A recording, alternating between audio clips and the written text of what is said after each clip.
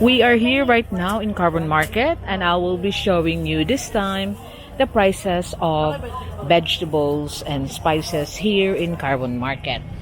So this is the garlic. It's 80 pesos per kilo.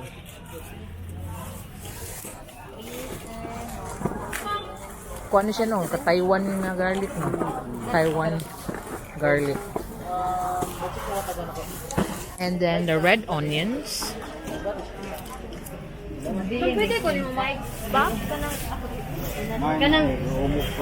The 155 pesos per kilo. You know, these red onions are the one that most of the locals prefer because they seem to last long. I mean, the shelf life is quite longer than the white onions. Now we have the eggplant. Tagpilang talong ti? Pila? 50 pesos per kilo. Kanang kuan, pichay? 40 pesos per kilo kani. Nagkain na. Ano, 50? Tagpila ni. 50. Kani sili dudong? 65 for these chilies. So he's giving Susan 50 pesos per kilo for the eggplant, and then Susan will buy 5 kilos, so he's asking if he can knock it down for 45 per kilo. So you got a garlic, onion, and this pechay. We call this pechay over here. Pila itong kilo ni dong? 40 pesos per kilo.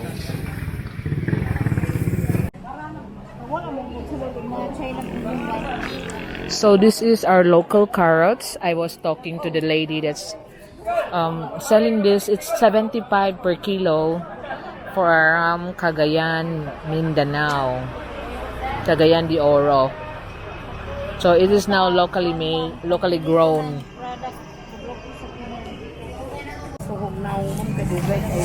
So this is our okras. Okras are now priced at 50 pesos per kilo here in Carbon Market. And this is the string beans.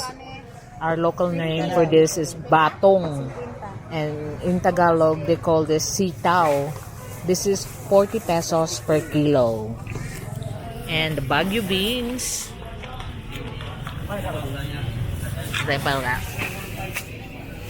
That's the Baguio beans. This is, you have to, the way they cook this one is to like slice it thinly with a blade and mix it up with a little bit of your ground meat. That's 40 pesos per kilo. Paliyaga, pila. And then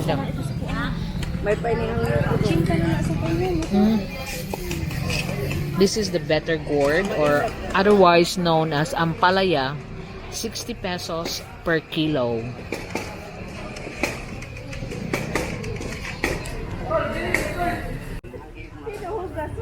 So these are the ginger.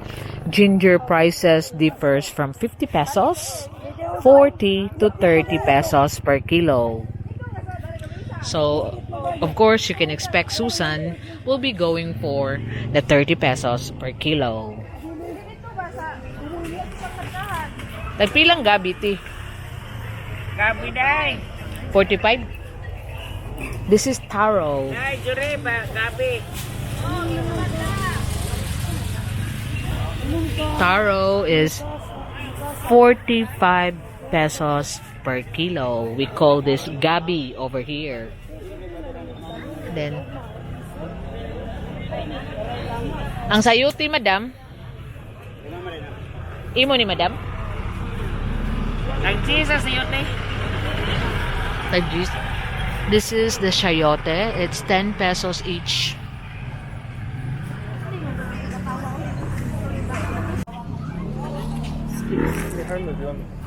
So here, tomatoes are around 50 pesos per kilo.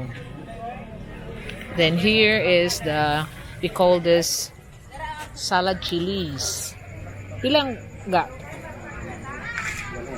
100 per kilo.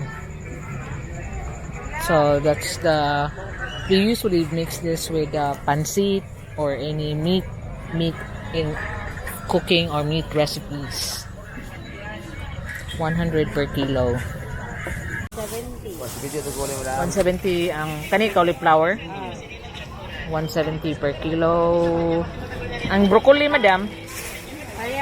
170. That's 170 per kilo. And the cauliflower is 170 per kilo as well.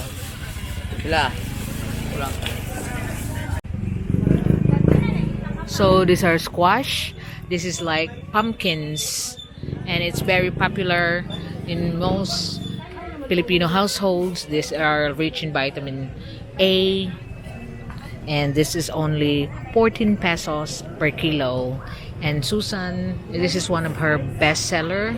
The squash mixed with okra, mixed with string beans, sitaw. And she sell it raw and she sell it also being cooked. So they have a way of finding that it's mature, because when it's mature, it's got more flesh. 14 pesos per kilo. You could also buy the squash that's already been sliced and diced, because some people find it hard to slice the squash, so they sell it by kilo, 20 pesos per kilo. So if you have it raw, 14 pesos per kilo. And there they also have a mixture of squash and taro. That's 10 pesos per pack. So the sliced squash, 20 pesos per kilo. Raw squash is 14 pesos per kilo. So these are the taro from Mindanao. It's only here. I'll give you the price. A while ago there, that was 40 pesos per kilo. This one here is only 25 pesos per kilo for taro.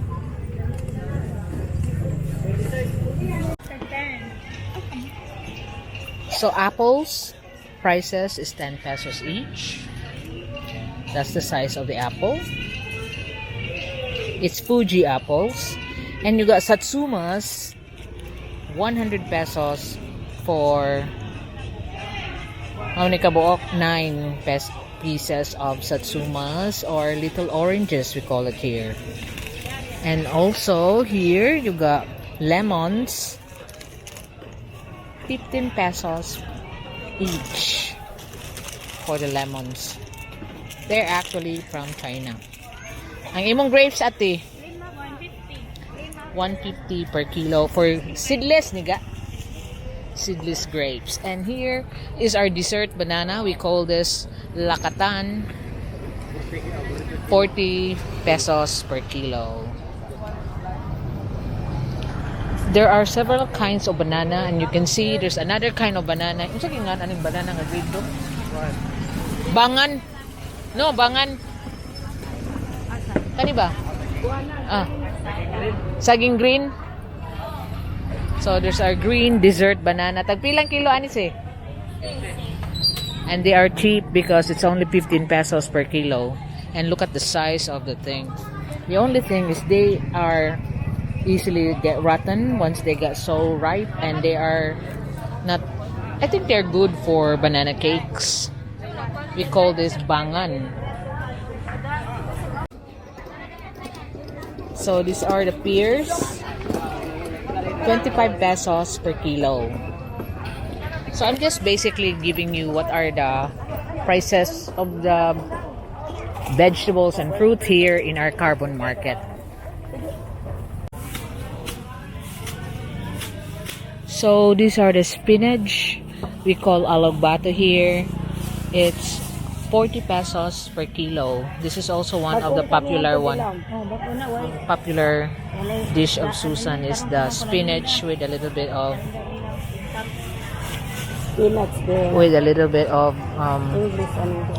ground meat. And then that's the malunggay. We got a lot. Tepatiha, kanara pote. Malunggay, we have a lot of this planted around my place. So 60 pesos per kilo. And then I got also a lot of this, what you call lemongrass. Tagpila imong tangad ti? 50 ang kilo, tas 5 na.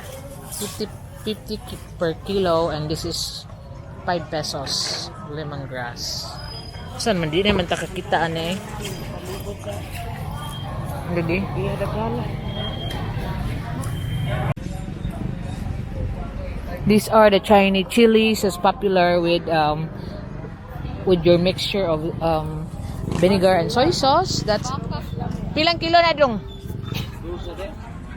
200? 200 per kilo. Lagi. 200 per kilo. Ang limoncito, 180 per piece per kilo for this. And this one are bamboo shoots.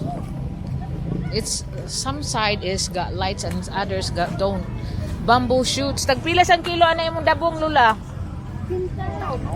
80 pesos per kilo, but I can't show you well because it's brown out man mula. They're fixing something here, that's why we can't see. So that's it, our trip to Carbon. So sayote are vegetables that look like this. That's 8 pesos per kilo, per piece.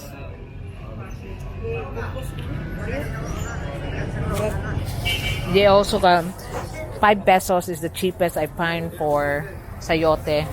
I can't continue vlogging because the lights been off.